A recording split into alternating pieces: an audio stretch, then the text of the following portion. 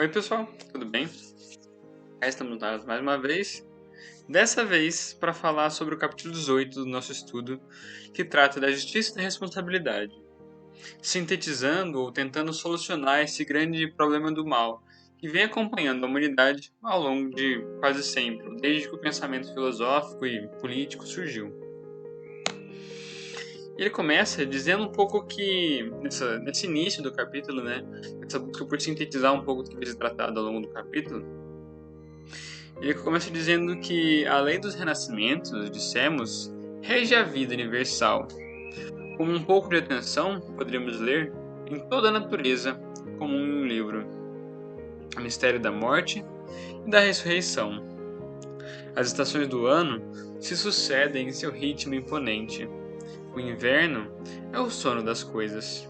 A primavera é o seu despertar. O dia alterna com a noite. O repouso vem após a vigília. O espírito sobe às regiões superiores para depois descer novamente e retomar com mais forças a tarefa interrompida. Então ele começa a falar um pouco sobre essa ideia de que a nossa vida, assim como toda a natureza, é regida por ciclos, por leis que marcam a nossa vida em períodos de como se fosse de primaveras e de outonos, momentos de maiores dificuldades, de maiores atribulações, de provações e momentos de aprendizado mais teórico, menos abrasivo, digamos assim. Então, assim a gente pode também fazer uma analogia entendendo essa dualidade que marca a nossa existência, entre momentos inseridos em ambientes mais densos, mais materiais, como é esse momento, mas momentos também envoltos de uma matéria menos densa, que seriam os momentos em que nós estaríamos desencarnados, nessa dualidade, nesse vai e vem entre o plano material e o plano semimaterial, digamos assim, uma vez que ele não é plenamente imaterial, pelo menos no nosso nível evolutivo não. Mas vamos lá, então, entender um pouco desses ritmos, desses ciclos e de como é que isso tudo acontece. A gente pode entender também que, da mesma maneira que a gente faz essa analogia entre a natureza, comparando os ciclos de outono e de inverno, a outra lei da natureza que se aplica para nós, claro que de maneira quase que uma analogia, de maneira quase que fantasiosa, é a ideia da colheita, dizendo que a sucessão das existências nos é oferecida, portanto, com uma obra de capitalização e melhoria. Após cada vida terrestre, a alma ceifa e colhe em seu corpo fluídico as experiências e os frutos da existência concluída. Todos os seus progressos refletem-se nessa forma sutil da qual ela é inseparável. Neste corpo etéreo, lúcido, transparente, que, se deporando com ela, torna-se um instrumento maravilhoso, a harpa que vibra a cada suspiro do infinito. Então a gente pode ver esse processo em que, é como ele diz, né, após cada vida terrestre, a alma ceifa e colhe em seu corpo fluídico. Portanto, novamente essa analogia da colheita, de entender a causalidade, a lei de causa e efeito que rege toda a nossa existência. E é um pouco sobre isso que a gente vai tratar, sobre como essa lei de causa e efeito consegue nos dar uma compreensão um pouco mais fidedigna, digamos assim, do conceito de justiça que vem sendo abordado, vem sendo trabalhado, e os homens tentam explicar a justiça do mundo e a justiça de Deus ao longo de muito tempo, mas sem essa peça central, que é a pluralidade das existências, acaba por inevitavelmente ficar um pouco vago, porque falta essa lógica, esse encadeamento dos sofrimentos, das experiências do agora com o passado, com as existências prévias do ser. E essas florzinhas são mais para fazer um charme, para ilustrar um pouco esse processo natural de uma semeadura que é imbuída de si inerentemente de uma colheita, em que essa colheita também carrega consigo seus frutos, as suas flores, que seriam o próprio desabrochar das nossas potencialidades, que acontecem ao longo de todo esse processo, como o próprio Leon Denis diz, né? Esse processo de depuração, em que se torna esse instrumento maravilhoso, esse co-criador em escala maior, que garante e que corresponde, que replica a vontade maior nos diferentes órgãos, nas diferentes escalas de todo o universo. Depois a gente entra na grande questão, nessa questão central que vem envolvendo pensadores, filósofos, teólogos desde muito tempo, que é o problema do mal. E o que seria esse problema do mal? É basicamente entender que, a partir do momento que nós dizemos que Deus é o Criador, existe esse Criador, essa causa primária que dá origem a tudo, e quando nós olhamos ao nosso redor e percebemos que ainda no nosso mundo existe dor, existe violência, existe iniquidade, uma série de outras coisas que não são boas, digamos assim, e nós inicialmente dizemos que o Deus, esse Criador, é bom, é justo, acaba por ficar um tanto contraditório, uma vez que ele, sendo a causa primária, o Criador, criaria ou seria responsável por essa maldade, por essas coisas não boas. Portanto, como pode ficar? Como pode haver um Criador bom cuja criação é má, cuja criação é ignorante, cuja criação é violenta? Então, esse tem sido uma grande questão, um grande conflito ao longo do pensamento humano, que é tentar compreender como é que pode haver um Criador bom se a criação não é necessariamente boa.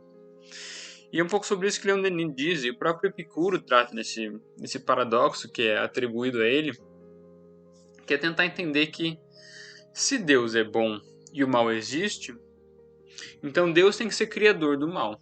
Porque se Deus, essa causa primária, esse criador de tudo, onipotente e tudo mais, e o mal existe, Deus necessariamente tem que criá-lo. Mas se o mal não é fruto da criação de Deus, ele é fruto da criação de outra pessoa, de outro ser, de outra coisa, enfim. E se existe um outro ser, uma outra entidade capaz de criar coisas, como por exemplo o mal, então Deus não é único. Então nós vivemos num ambiente, num universo com dois deuses, com duas divindades antagônicas ou coisa assim. E se Deus, sendo esse criador bom, essa entidade boa, não consegue combater ou não consegue vencer o mal, quer dizer que ele não é onipotente. Mas se ele consegue vencer o mal, mas não o vence, quer dizer que ele não é bom. Porque se ele não consegue superar esse mal, ele não tem capacidade de disso, portanto ele não é onipotente. E se ele não quer dizer que ele não é bom. Isso pode ficar um pouco confuso, mas é basicamente entender que se nós achamos que não pode haver um efeito sem causa, então todo mal tem que ter uma causa. E se nós retomarmos isso até a causa primeira, nós teremos de necessariamente associar o mal, de alguma maneira, como consequência da vontade de Deus. E é um pouco disso que nosso queridíssimo Leon Denis diz, questionando e está trazendo essa nova perspectiva que o Espiritismo traz, que consegue justificar, adicionar um novo elemento que faltava a esse paradoxo, dizendo que, com o novo espiritualismo, a questão toma um aspecto completamente diverso. O mal é apenas o estado transitório do ser no processo de evolução em direção ao bem. O mal é a medida da inferioridade dos mundos e dos indivíduos. É também, como vimos, a sanção do passado. Toda escala comporta graus. Nossas vidas terrestres representam os baixos degraus de nossa eterna ascensão. Portanto, o que essa perspectiva espírita consegue nos fazer, consegue nos apresentar, é a ideia de que, ao mesmo tempo que o mal não é criado por Deus, Deus também não é necessariamente conivente com o mal. Bom, de certa forma ele é, mas não do jeito que a gente tende a imaginar. Porque o que nós vemos é que o mal, na verdade, é simplesmente a consequência da ignorância dos homens. Porque, tendo sido criados simples e ignorantes, é natural que eles naturalmente demonstrem, durante seu processo de aprendizado, certa ignorância, certa imperfeição, certa incapacidade de compreender a lei do amor, de caridade e de justiça. Mas isso é causado porque, se não fosse por isso, qual seria o mérito dos homens se eles simplesmente tivessem adquirido tudo aquilo que eles adquiriram sem o trabalho, sem o desenvolvimento, sem o aprendizado? É necessário que haja esse processo, como muito bem disse Leon Denis, né? É como se o mal fosse um processo temporário. Não que toda ignorância vai ser superada em algum momento, que todos os homens, a partir de certo ponto, vão tornar-se magicamente sábios, bondosos e amorosos, mas que os indivíduos foram feitos de tal forma que carregam em si, inerentemente, essa perfectibilidade, ou seja, essa tendência natural ao progresso, ao desenvolvimento e essa finalidade destinada à perfeição. Mas dentre o nosso ponto inicial, que é esse desconhecimento absoluto, essa ignorância total, até uma compreensão plena, uma consciência absoluta, digamos assim, todo esse trajeto no meio é o nosso livre-arbítrio que vai determinar. Nós que vamos determinar quão rápido, quão devagar, de que maneira, de que forma, como, onde. Claro que, de certa forma, regidos pela lei de justiça e a lei de causa e efeito, na medida em que tudo aquilo que fizermos vai ter uma consequência. Mas ainda assim, com o nosso livre-arbítrio. E um pouco sobre esse conceito de justiça e como ela pode acontecer, Leon Denis vem apontando que o cristianismo, renunciando a esse mundo, rejeitava a felicidade e justiça no além. E se seus ensinamentos bastavam aos simples e aos crentes, tornava-se fácil para os céticos hábeis eximir-se da justiça, sob o pretexto de que o seu reino não era da terra. Mas, com a prova das vidas sucessivas, tudo fica diferente. A justiça não fica mais relegada a um domínio quimérico e desconhecido. Ela está aqui mesmo, em nós, em torno de nós, que ela exerce seu império. O homem tem de reparar, no plano físico, o mal que tiver feito no mesmo plano. Ele volta ao cadinho da vida, no próprio meio que se tornou culpado, junto daqueles a quem enganou, espoliou, despojou, para sofrer as consequências de seus procedimentos anteriores. Aqui ele faz essa espécie de crítica, de questionamento com relação ao cristianismo, porque principalmente quando a gente trata de um cristianismo mais medieval, mais envolvido no seio da Igreja Católica, a gente tem aquela visão do céu e inferno como construções sólidas, assim, antagônicas, em que os bonzinhos, ou aqueles que aceitaram Jesus, ou qualquer coisa do tipo, vão para esse lugar de júbilo eterno, esse paraíso, e aqueles que se recusaram a aceitar, os ignorantes, os maus, os violentos, e todo esse pessoal vai para esse lugar de danação eterna, esse inferno. Mas isso acaba por ser não necessariamente suprir todas as demandas de justiça que os homens naturalmente fazem. Na medida em que as pessoas não são tão preto no branco assim, não é uma coisa tão simples de determinar quem é bom, quem é ruim.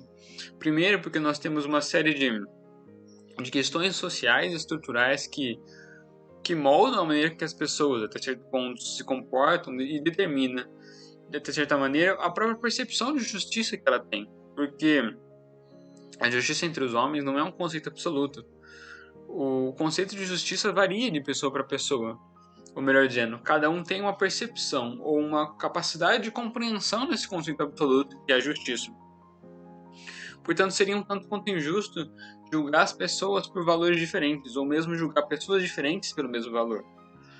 Então, isso acaba por ter alguns pontos que não conseguem suprir por inteiro a demanda de justiça que nós já trazemos. Assim, nesse ponto, o espiritualismo moderno, ou o espiritismo, como quisermos chamar, acaba por diferenciar, por se distanciar um pouco dessa ideia, na medida que mostra essa lei de causa e efeito como algo muito mais equilibrado para o próprio ser, na medida em que ele vai ter que regenerar essas falhas que ele mesmo tem sobre o juízo da sua própria consciência. Não de um ser externo, de uma entidade, ou nada assim, que vai determinar se ele foi bom ou se foi ruim, mas é a própria consciência do indivíduo que vai cobrar aquilo que ele fez ou deixou de fazer. E também tem uma questão bastante interessante, que é esse finalzinho, achei interessante comentar, quando ele diz que o ser há de retornar para o próprio meio que ele cometeu essas iniquidades, digamos assim, para que possa regenerar esses atos. Interessante porque nós, mesmo no meio espírita, tendemos a imaginar essa lei de justiça, essa lei de causa e efeito, como algo muito místico, assim como de repente nós vamos começar a retribuir essas falhas do passado, pagar pecado ou qualquer coisa assim. Mas o que ele diz é muito mais profundo do que isso. Eu acho que um exemplo interessante para a gente entender é entendendo um pouco o que ele diz um pouco aqui, ó. Já vai ficar um pouco mais claro. Dizendo que graças à noção das vidas sucessivas, ao mesmo tempo que as responsabilidades individuais, as das coletividades nos parecem distintas, há, em nossos contemporâneos, uma tendência de transferir o peso das dificuldades presentes às gerações vindouras, persuadidos de que não mais voltarão à Terra. Deixam aos nossos sucessores o encargo de resolver os espinhosos problemas de nossa vida política e social. Então é interessante porque aqui ele começa a colocar outro ponto, né? Nós tendemos a achar que essa justiça vai se fazer quase que por decreto, né? De repente, não. Agora todo mundo vai retribuir aquilo que pagou, vai se regenerar e coisas assim. Ainda muito marcado por essa mentalidade vinda do seio do cristianismo medieval que surgia, né? Mas o que a gente pode ver é que, como o próprio Leonelino nos disse, com a lei dos destinos, a questão muda imediatamente de aspecto. Não só o mal que tivermos feito recairá sobre nós e teremos de pagar nossas dívidas até o último centavo, como também o estado social, cujos vícios e iniquidades tivermos contribuído para perpetuar, retomar-nos-á com sua pesada engrenagem, quando retornarmos à terra, e sofreremos com todas as suas imperfeições. Essa sociedade, ao qual teremos pedido muito e pouco oferecido, tornar-se-á novamente a nossa sociedade, sociedade madrasta para seus filhos egoístas e ingratos. Então é uma própria lei de causa e efeito.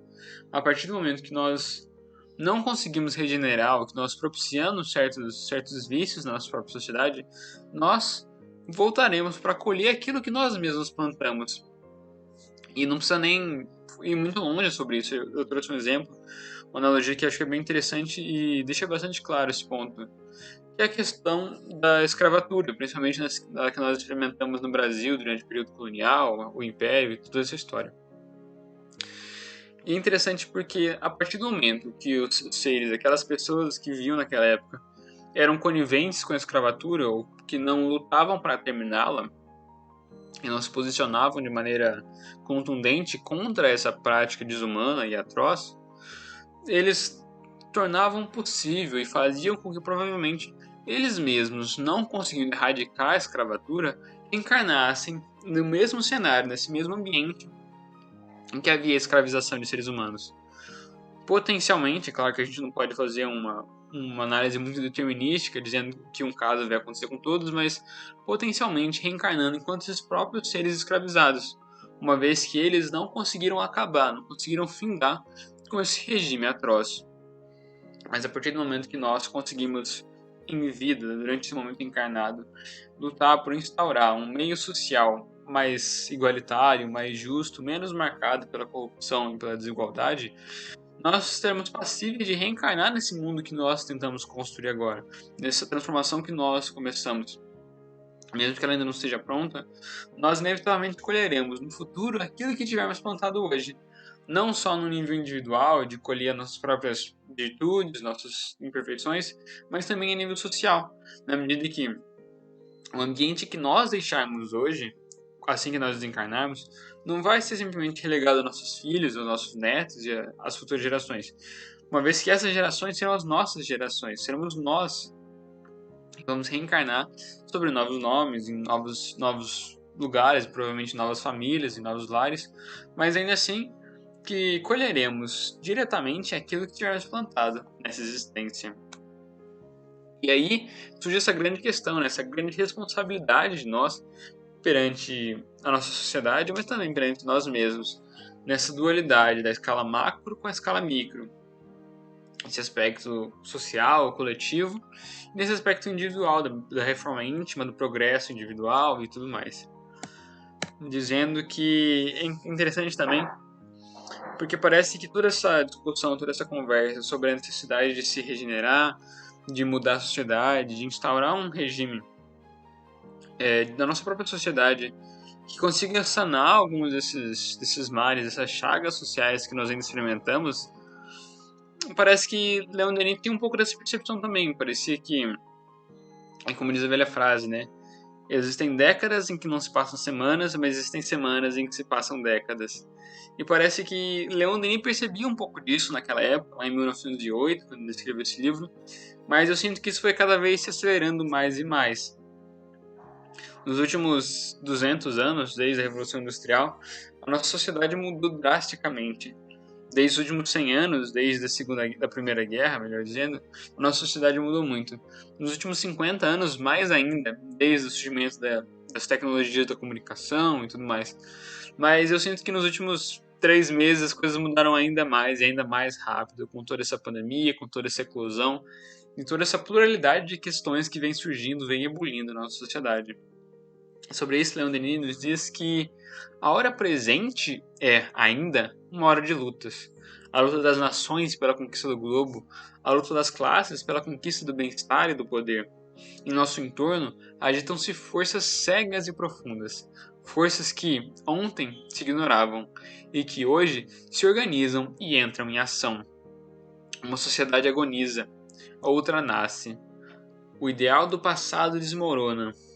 Qual será o de amanhã? Isso nos chama essa responsabilidade, né? Enquanto esses trabalhadores da última hora, enquanto esses responsáveis por liderar, por ser a vanguarda nesse processo de renovação, de reestruturação, de esse trabalho de parte de uma nova sociedade, né? Que nós possamos utilizar alguns desses conhecimentos que o próprio Leon Denis nos traz para conseguir ganhar novas forças, novos incentivos para regenerar os modelos da nossa sociedade, conseguir reconstruir, substituir a atual sociedade por uma que consiga refletir melhor os valores tão simples, mas ao mesmo tempo tão profundos, propagados por Jesus há mais ou menos uns 2000 anos atrás. E assim a gente pode discutir também um pouco do que ele fala, dizendo que o indivíduo só deve ocupar uma posição merecida. Seu direito é proporcionalmente igual à sua capacidade para o bem. Tal é a regra, tal é a base da ordem universal. E, enquanto a ordem social não lhe for a cópia, a imagem fiel será precária e instável. Em virtude desta regra, cada membro de uma coletividade, em vez de reivindicar seus direitos fictícios, deve esforçar-se por tornar-se digno, ampliando seu valor próprio e sua participação na obra comum. O ideal social se transforma, o sentido da harmonia se desenvolve, alarga-se o campo do altruísmo. Mas, no estado atual das coisas, no seio de uma sociedade onde tantas paixões fermentam, onde se agitam tantas forças brutais, no ambiente de uma civilização feita de egoísmo, de cobiça, de indiferença, de mal-querer, de sensualidade, de sofrimento, é de se temer que hajam muitas convulsões. Então o que ele está dizendo é exatamente isso, é a gente conseguir aos poucos ir desfazendo esses velhos valores, essas velhas ideias na nossa cabeça e conseguir entender que, diferente do que muito se propaga hoje em dia, o valor de uma pessoa não está nos bens materiais que ela possui, nos carros, nas marcas de roupa que ela usa, no celular e coisas assim. O valor de cada pessoa, primeiro, todas as vidas importam. Toda forma de existência importa. Uma vez que compartilhamos esse valor de igualdade enquanto criaturas feitas pelo mesmo Criador, todos nós partimos desse potencial de igualdade. E acima disso, podemos ver, como ele muito bem diz, né, que o direito dos seres é proporcionalmente igual à sua capacidade para fazer o bem. Assim, esse aspecto valorativo não surge dos bens materiais, do dinheiro, da riqueza, da nobreza e coisas assim, mas surge nada mais nada menos do que a capacidade de fazer o bem. E como disse muito bem Jesus, naquele momento de ceia, na última ceia com seus discípulos, quando disse que aquele que se fizer menor entre os homens será maior entre os reinos do céu, entre os seres do reino dos céus. E instaurou essa narrativa, toda essa vivência baseada na servidão. Não na servidão aos senhores do mundo, a Mamon, mas sim o espírito de servidão visando construir essa sociedade melhor, visando instaurar o reino dos céus. Um reino onde todos sejam tratados de maneira igual, onde possa se superar esses grandes vícios, todas essas paixões que a nossa sociedade vigora. Então esse servilismo, essa servidão, essa personalidade de se fazer pequeno entre os homens, com o objetivo de fazer maior aqueles que padecem, aqueles que sofrem, aqueles que são vítimas das chagas da nossa sociedade. Um pouco sobre isso que o nosso capítulo fala, e termina com esse chamamento, com essa mensagem de coragem, Porque quando nós paramos e pensamos, nós podemos ver quão grandes são os desafios que nos são apresentados nesse momento de transição. Mas aí Leon Denis vem para nos dar esse bom ânimo, essa força de vontade para conseguir superar todas essas questões, dizendo: sede unidos, pois sois irmãos. Irmãos cá embaixo e irmãos na imortalidade. Trabalhar em comum para tornar mais suaves as condições da vida social, mais fáceis vossas tarefas de amanhã. Trabalhai para aumentar os tesouros de saber, de sabedoria, de poder, que são a herança da humanidade. A felicidade não está na luta, na vingança, está na união dos corações e das vontades. É interessante essa questão que ele faz, fazendo esse chamamento para o trabalho em comum na melhoria das condições da vida social, dizendo também que a felicidade está propriamente na união dos corações e das vontades, visando esse bem comum, esse bem maior. Essa instauração desse reino dos céus entre o mundo dos homens. Possamos usar toda essa mensagem, todos esses ensinamentos que Leon Denis nos vem trazer, como um despertar, como um processo de aquisição de consciência, para que possamos, a partir disso, nos organizar, como ele muito bem diz, né, de maneira unida, como uma grande irmandade, visando instaurar esse reino de paz, de amor, de fraternidade, começando por nós mesmos, mas que esse ânimo, toda essa vontade possa se expandir, superando a esfera meramente individual e atingindo todas as estruturas da nossa sociedade, todo esse conjunto de valores, de pensamentos, para que possamos promover e instaurar uma mudança profunda, drástica na nossa sociedade, para instaurar esses grandes valores. Mas, no mais, o nosso capítulo 18 fica por aqui e nos vemos no próximo capítulo. Até a próxima e tchau!